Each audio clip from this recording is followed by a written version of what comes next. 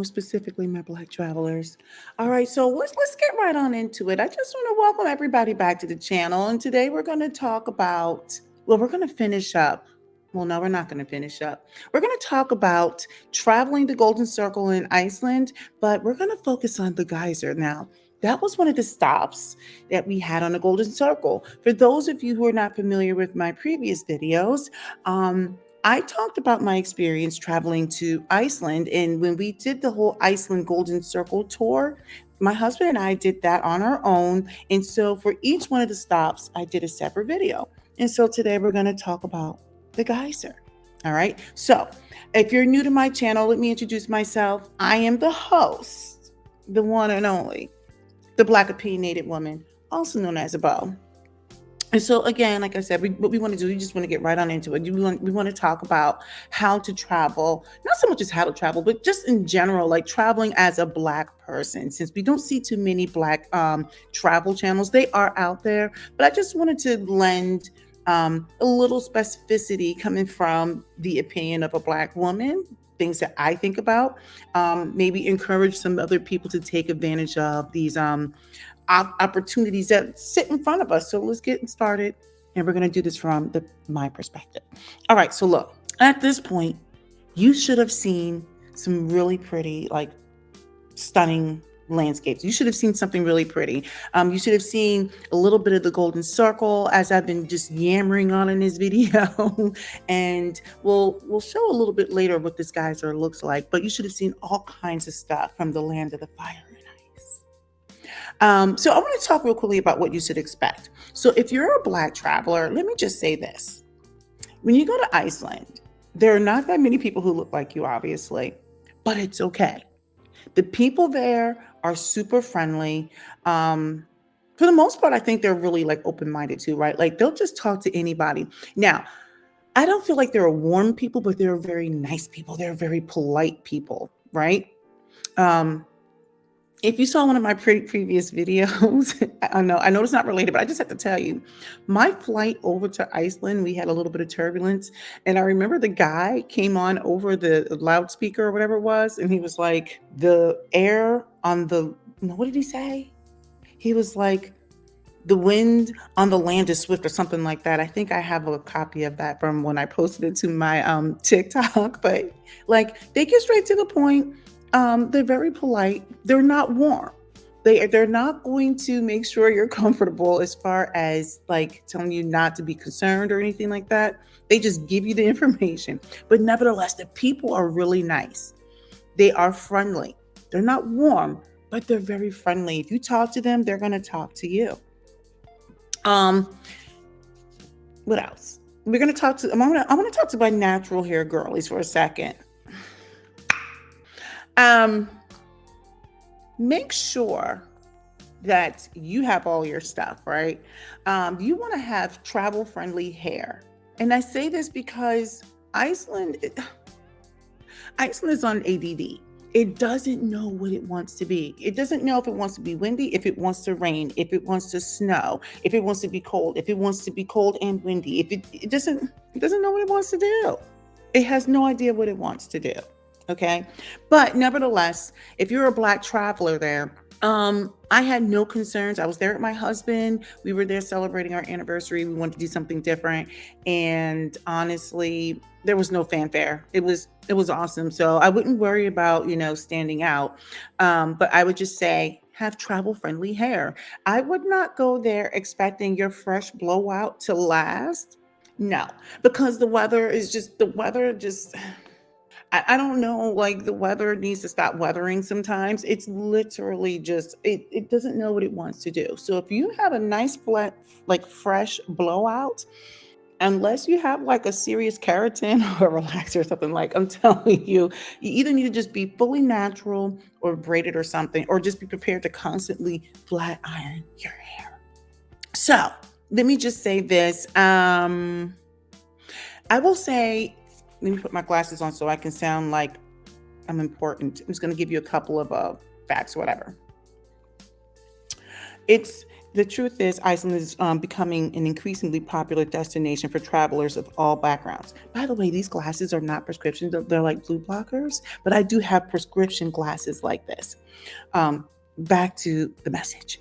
So majority of the visitors are still coming from Europe and North America. Okay. So just understand that as Iceland becomes a hot spot, more people from other areas from around the world are going to be coming.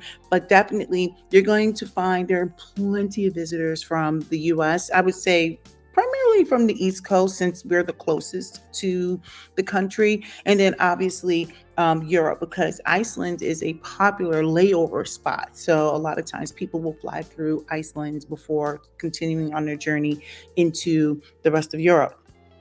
But I want to tell you something else. So the geyser itself, it is a natural wonder. Okay. So what it is, it's going to, I guess what it does is it shoots up water.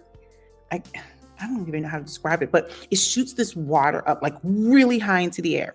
All right. And well, you'll see in the video, but it's actually really, really cool. Um, but the one that I was at on the Golden Circle, okay, they said it shoots up every 8 to 10 minutes. And I think that's about right. And you'll see like little bubbles, like it looks like it's simmering. And then once it shoots up, it shoots up. Now, when I looked online, it says about 70 meters in the air. I was more, let me just say this. When I was visiting the geyser, I guess I could take my glasses off now. So look, when I was visiting the geyser, I was more along the lines of, and yes, this is so ignorant, so try not to judge me. I was like, now y'all know we don't do this kind of stuff. That's what I'm thinking in my mind. Like, I was so close to this geyser. Okay. And everybody was standing around it, and they have an area where it's like sectioned off, ripped off, or whatever. But I was like, am I one of these people now where I'm like getting close to stuff that I shouldn't be getting close to? But anyway, they say that this geyser was part of the Halkadler, the Halkadler geothermal area, right? So, and they say it's one of the most active geysers in the world. I'll take the word for it. But anyway, so it was about 8 to 10 minutes, and you'll see like these little bubbles. They like simmer up from the ground, and then it just does its thing.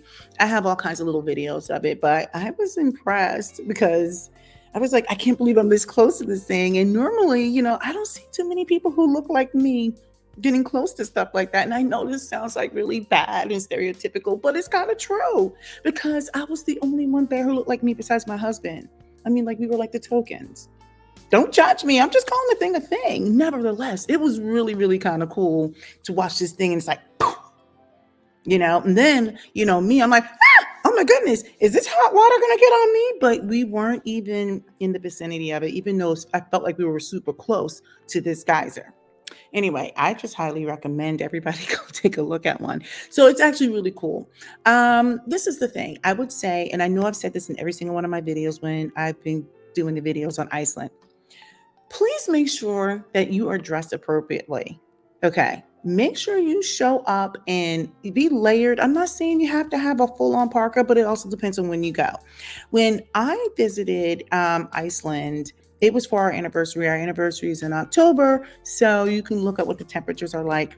I was dressed more along the lines of I think I had jeans and what else did I wear? Some joggers, right? But my core, I made sure stayed warm. So I had on like maybe a long sleeve shirt or something like that. Or I had on a t-shirt underneath a sweatshirt. And then I had on another jacket. The jacket I had was cute. I might be able to post a video or a picture of it here. But it wasn't really like a waterproof jacket. I don't know what I was thinking. So I ended up buying a jacket while there to go over what I was wearing. I should have brought a hat, but I was okay without a hat. But my hands, I didn't have any. I don't know what I was thinking. And I was just like, we're going. So, but yeah, I was fine. But it was October. I think the mistake I made was I brought my boots and stuff, or cute things for like if I was walking, and I brought sneakers, but I really should have brought more of a waterproof boot or hiking boot or something like that.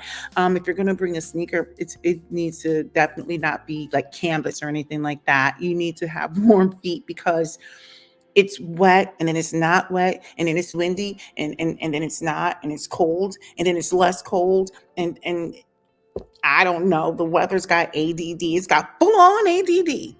But yeah, it doesn't know what it wants to do. And so as if you're out visiting anywhere, you need to be prepared for the elements, right?